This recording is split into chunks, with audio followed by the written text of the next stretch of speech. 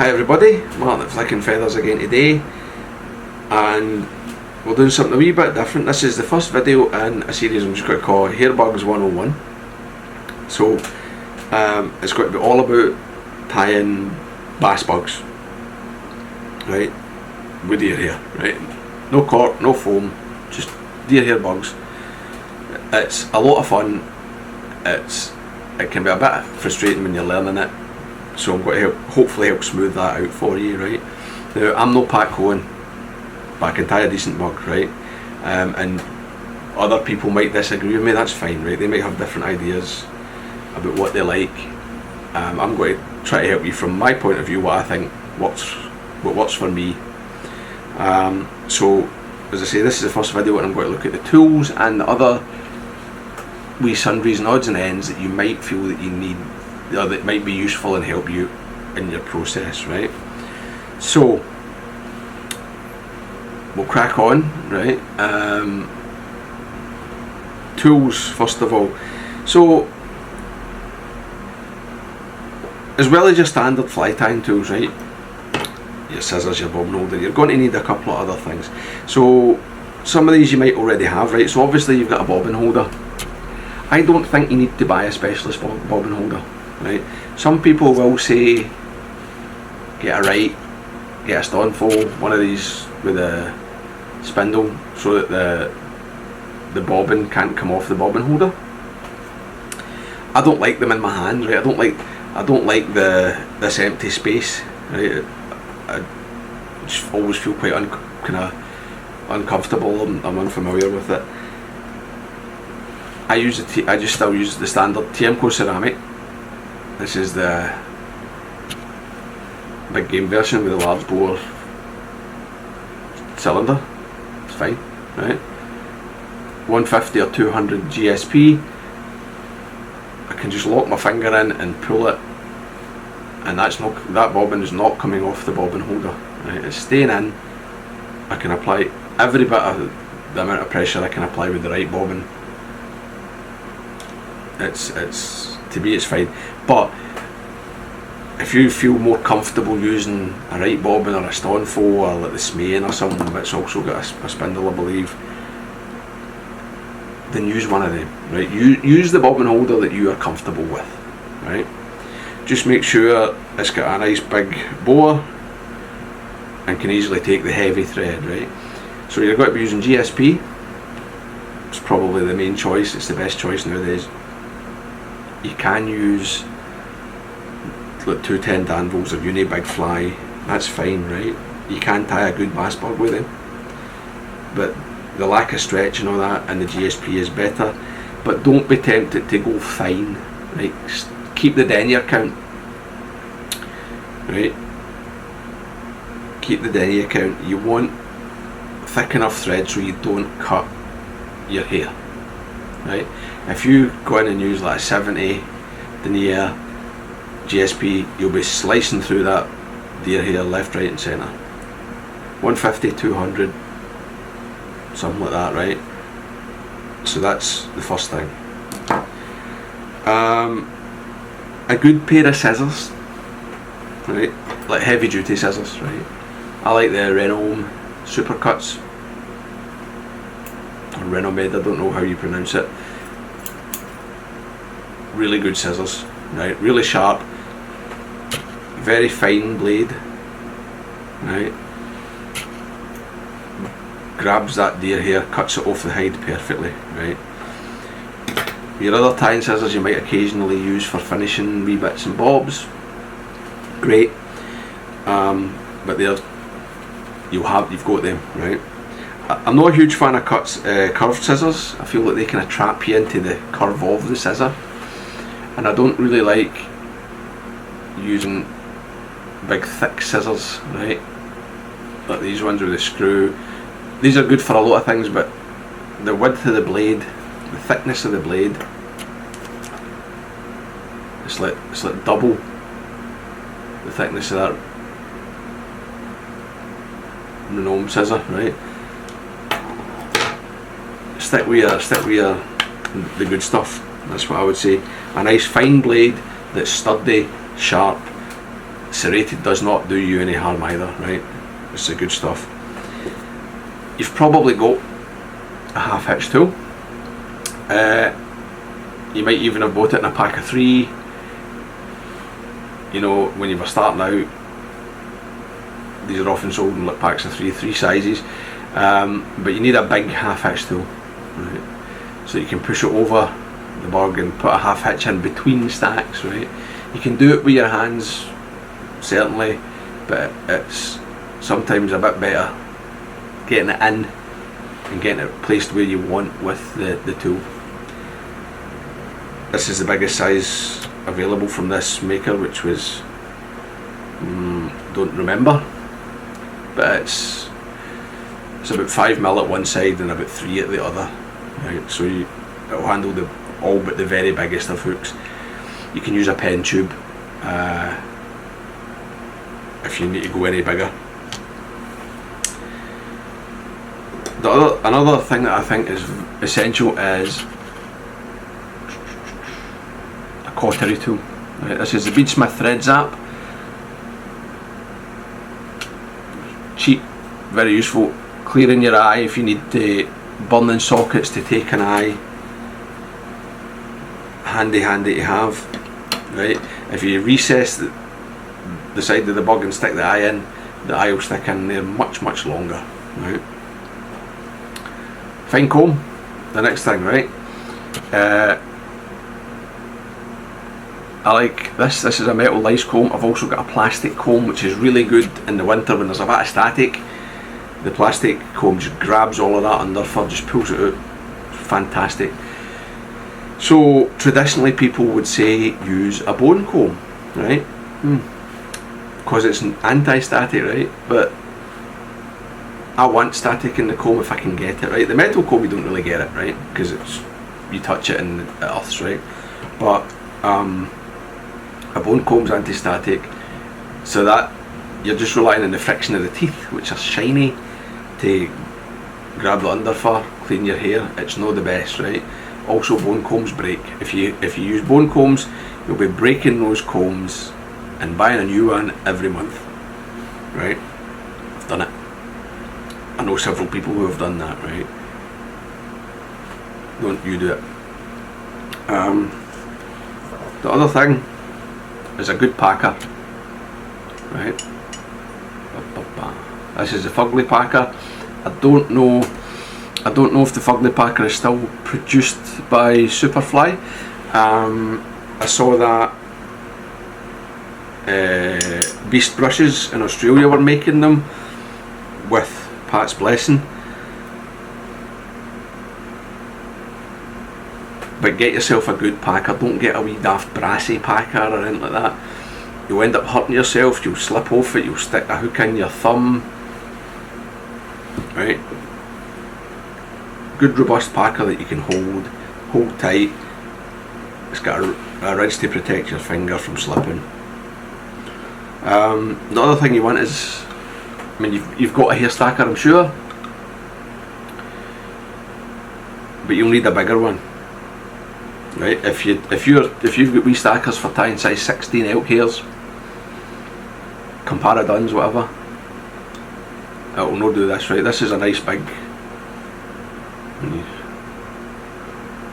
top of my thumb's about an inch, so that's maybe 18-20mm inside. Right. Big, right?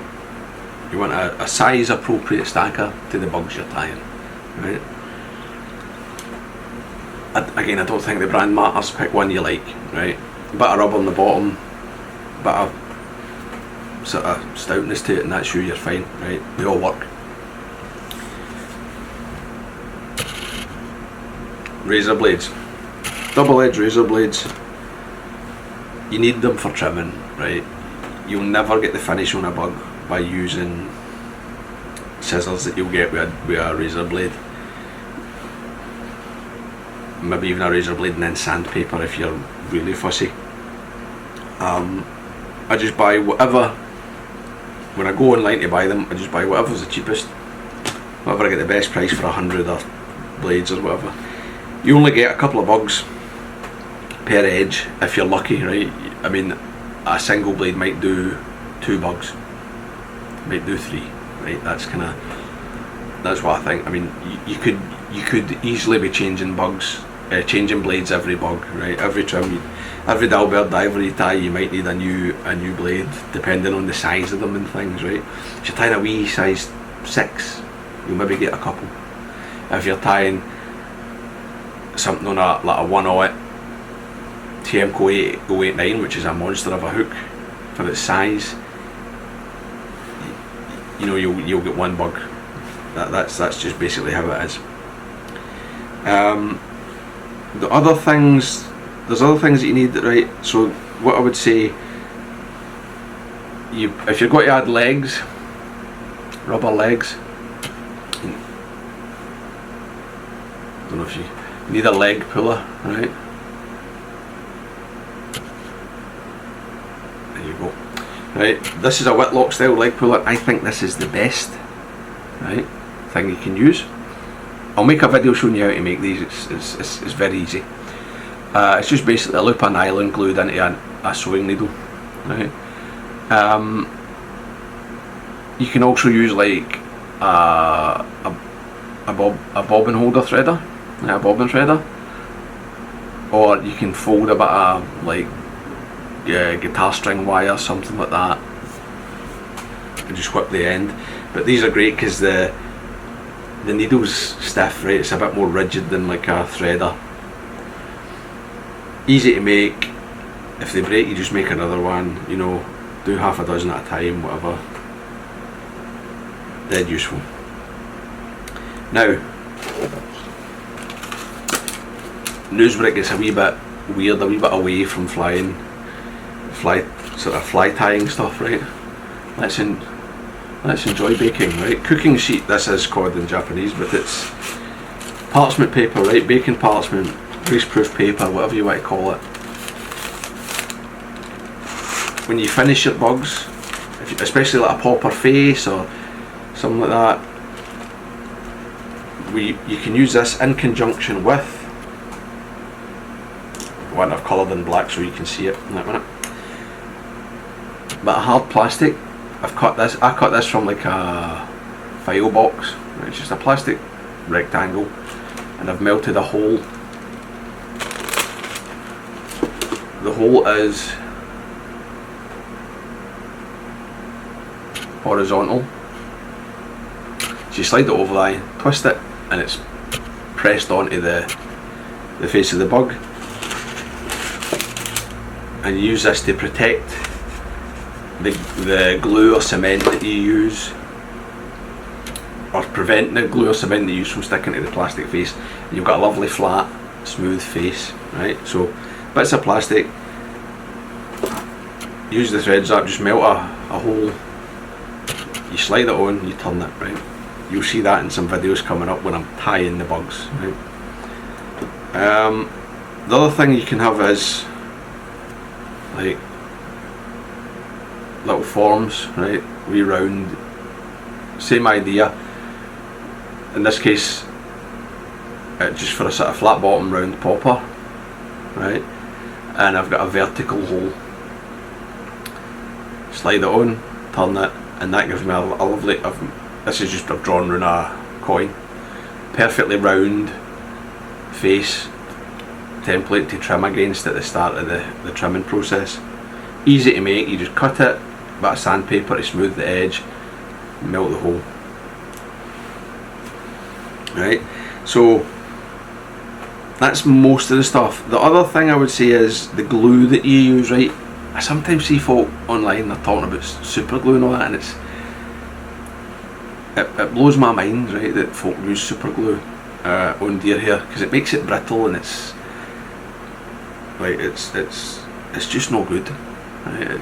It dries quick and all that, but it's sometimes it makes the hair stick in a way that you don't like, and it gets brittle when it's wet and all that, right? I mean, Zappa Gap on their own packaging, it says it's not waterproof, right? Believe Zappa Gap, don't believe the guys that try to sell you Zappa Gap in a fly shop for £5 a bottle, right? Urethane glue, liquid fusion, right? While stacking, right, put it between the stacks. So you've got a core of the urethane that's really durable. It helps grip legs when you put it in. It's flexible, it's waterproof, it's very, very tough. Right, liquid fusion. It's great for finishing faces and dahlberg, like the lips and the back of a dahlberg, things like that. It's great. This is really good stuff. Easy clean up with water, non-toxic. It's a no-brainer. Don't use super glue. Right, liquid fusion. Right, crystal clear. I have no business connection to liquid fusion. Right, it's great stuff. It's so useful for your fly tying. Not only your bass bugs. Get this. Get this. This is great. Right, sticking on eyes. Goop. I like goop. Right. Depending on the eye that you use, sometimes goop doesn't like it. Then I'll use like E6000, which is very similar, or there's a Loctite glue, I don't remember the name, I sometimes use. But again, this is marine goop, right? Waterproof goop. You've got plenty of time to work. You can get a nice blob of it in, stick the eye on, just leave it, right? Nobody's tying up bass bugs and fishing them that morning, right? They're too time consuming, so just tie them up and let that dry. Okay. And one final thing that I recommend you have, just get some cheap polythene bags. You can cut squares with them. This is great for when you try to whip finish. If you've got to, sometimes between stacks, if something's getting a bit unruly, this can help you as well. You can just put the square on. You've maybe seen that in another video that other people have done. So, bit of a long one, sorry about that, but that is what I think kind of you need. There are other tools you can get, right, that I don't think are very good, right? So like the bender blade is a thing that you can get that mounts a razor blade. Too often I've had blades pinging out of that and all that when you actually try to bend them, which is very, very dangerous. The blades are wickedly sharp. You don't want one of them flying about the room, right? So the bender blade's out for me. I don't think you need it. You don't cut yourself if you hold your blades. As long as you're not, you only cut yourself if you're afraid, so you don't need the bender blade, right? Just be confident. Other leg pullers, right, like the Zuddy's leg puller, excellent for foam, no bad for cork, but it can split it. No place with a deer hair bug. It's far, the needle's far too thick, so don't get that. But that's about it really, right? The things I've mentioned here is everything that you need to tie a bass bug, a deer hair bass bug. Some things you might want to add later. You might prefer a different packer, whatever. That's up to you, right? I mean, maybe these forms aren't absolutely necessary, right? You can sort of trim freehand. I actually prefer to trim freehand now that I don't production tie. So that's, again, that's a sort of personal preference. Anyway, we'll call a halt to this. All of the stuff that I've mentioned here, I'll put links into the description. So thanks for watching, guys. Cheers.